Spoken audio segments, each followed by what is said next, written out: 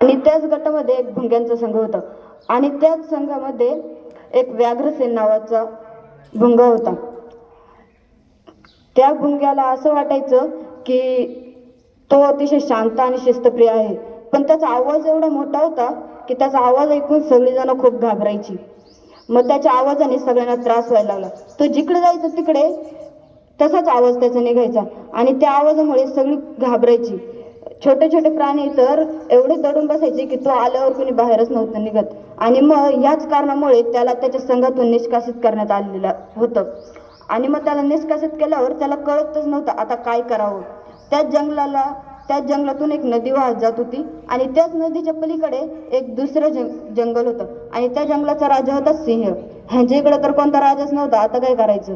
तिकडे सिंह म्हणल्यावर तो तर छोटा प्राणी भुंगा म्हणल्यावर आता आपण तिकडे जाऊन राहिलो तरी काय फरक पडणार आहे. असं मग तो गेला त्या जंगलामध्ये आणि त्या जंगलात